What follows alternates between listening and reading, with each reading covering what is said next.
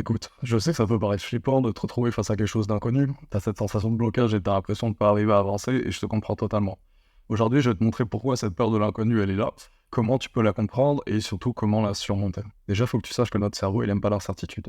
Dès qu'il y a quelque chose à quoi il sait pas s'attendre, il panique un peu, et ça, c'est vieux comme le monde, ça remonte à la préhistoire. Parce qu'il considère l'inconnu comme un danger potentiel. Et ce qui est embêtant, c'est que cette peur de l'inconnu, elle t'empêche d'avancer, elle te fait rester dans ta zone de confort, et au final, tu fais rien. Et plus tu y restes, et plus c'est dur d'en sortir. Personnellement, je me souviens que j'avais peur à une période de ma vie de tout changer, alors que ça me plaisait pas.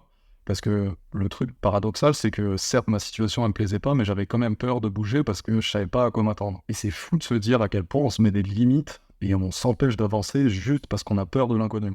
Et le pire dans tout ça, c'est que tu restes sur place. Ça t'empêche de saisir les opportunités, ça t'empêche de bouger, et il faut que tu vois ça un peu comme si tu étais au bord d'une piscine, mais tu plongeais même pas en fait, tu restais juste à côté. Plus t'évites l'inconnu, et plus tu renforces l'idée dans ta tête que t'es pas capable de gérer ça. Et ça fait après une spirale infernale qui fait que plus t'as peur, moins tu bouges, et plus t'as encore peur parce que tu bouges pas. Et on oublie souvent aussi que quand tu prends pas de risques, tu perds des chances. Et tu vas vivre une vie de regrets, de choses que t'as pas pu faire, par peur en fait finalement de l'inconnu. Maintenant que c'est dit, pour la surmonter, en réalité, c'est pas si compliqué que ça, et c'est même très simple. Premier truc à faire, c'est de changer ta perception des choses.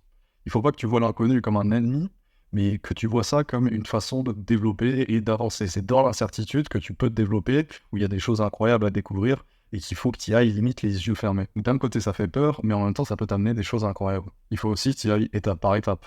Pas tout changer d'un coup, pas sauter non plus complètement dans un total inconnu, mais y aller petit à petit, faire quelque chose que tu n'as pas encore fait, tester si tu veux pratiquer un nouveau sport petit à petit, commencer à tâter le terrain, je sais pas, par exemple, si tu veux faire du tennis, commencer un petit peu tout seul, et puis après, petit à petit, augmenter, et tu verras que la peur, elle sera plus facile à gérer en faisant ça petit à petit, étape par étape. Et enfin, le point le plus important, c'est qu'il faut que tu te focuses sur tes actions et pas sur les résultats.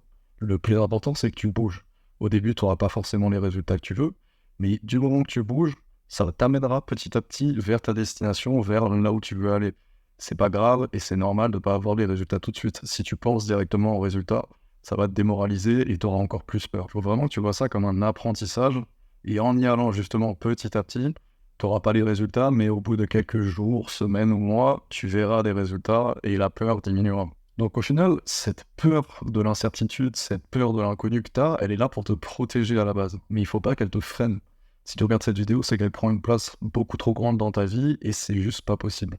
La prochaine fois que tu as peur de l'inconnu, ou là actuellement si tu as vraiment peur d'aller vers quelque chose d'inconnu, dis-toi que c'est là où tu peux avoir les meilleures choses.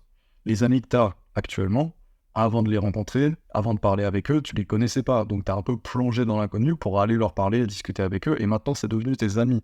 Il faut que tu prennes en compte aussi tous ces aspects de ta vie, tes amis, peut-être ta copine, les gens que tu côtoies ou alors les sports que tu pratiques, et dis-toi que si ça fait partie de ta vie, c'est bien qu'à un moment, tu as sauté dans l'inconnu. Si tu l'as fait une fois, tu peux le faire 1000 fois. Dans l'inconnu, c'est là où on se forme, c'est là où on apprend, et c'est là où il y a les meilleures choses. Si cette vidéo t'a aidé, n'hésite pas à t'abonner, frérot.